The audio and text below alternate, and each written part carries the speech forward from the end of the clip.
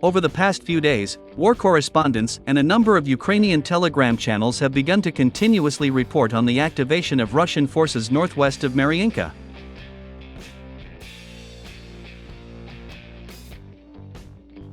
In particular, war correspondents officially confirmed the information that Russian troops managed to take control of the territories between Mariinka and KRASNOGOROVKA, and enter the southern part of this city.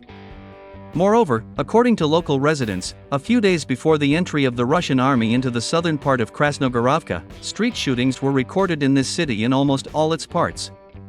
Most likely, these were groups of Russian Spetsnaz, who entered the city and began to prepare favorable ground for the entry of Russian troops from the south and east.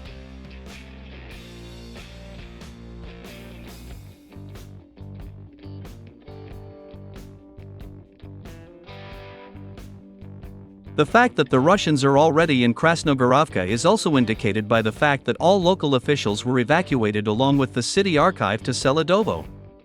It is reliably known that there is currently no electricity or internet in KRASNOGOROVKA. Moreover, war correspondents said that local residents refused to obey the demands of the Ukrainian authorities to leave the city. It is reported that almost all residents of the city have gone down to basements and bomb shelters, where they are eagerly awaiting the arrival of the Russian army.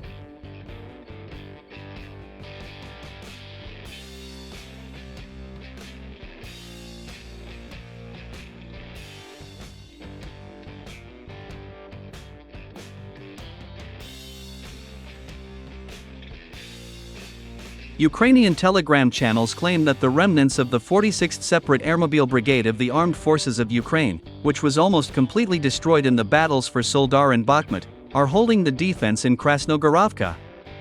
At the moment, this brigade is staffed with newly mobilized soldiers, who are poorly motivated and have no combat experience.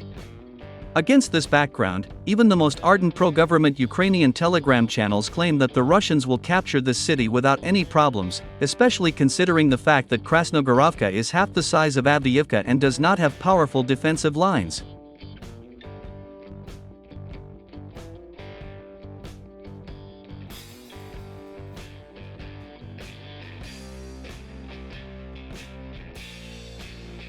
Ukrainian war correspondent Konstantin Mashevets said that the attack of Russian troops on KRASNOGOROVKA was hardly a surprise for him.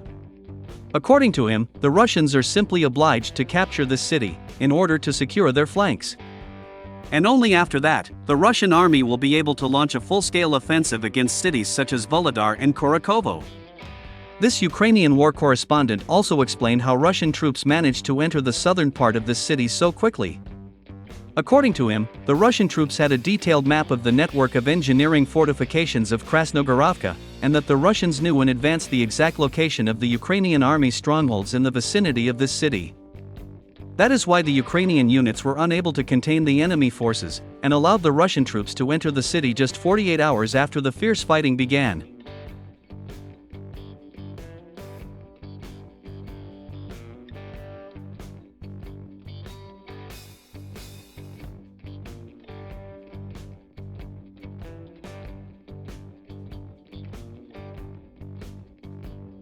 Against this background, Western analytical centers officially announced that the battle for KRASNOGOROVKA had begun.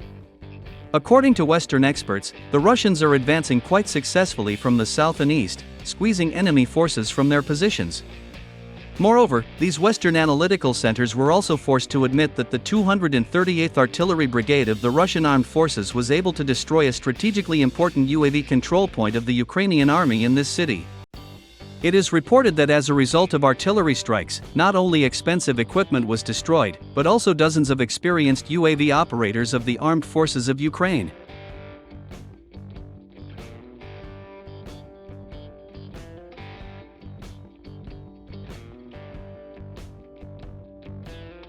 Meanwhile, it became known about another Russian missile strike on the military infrastructure and military facilities of the armed forces of Ukraine and NATO, located on the territory of this Eastern European country. So, on the night of February 28, Russia launched a series of combined missile strikes against discovered military targets in the KHARKIV and Poltava regions. It is reliably known that during these attacks, Russia used cruise and ballistic missiles, as well as dozens of kamikaze drones. At the same time, it is worth noting that the air alert sounded not only in such cities as Poltava and Kharkiv, but also in all other settlements of the above-mentioned regions.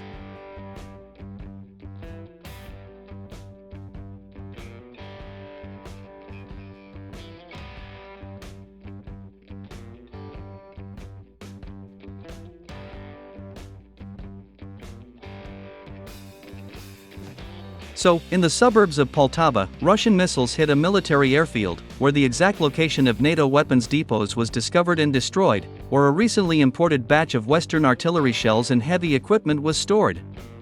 Moreover, the center of Poltava was also subjected to a missile attack, as a result of which the command post of the armed forces of Ukraine was destroyed.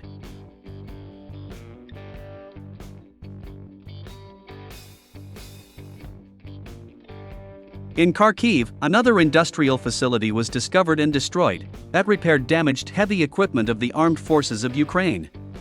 At the same time, the suburb of Kharkiv was also subjected to missile strikes, where the place of the deployment of the personnel of the armed forces of Ukraine and foreign mercenaries was discovered and destroyed.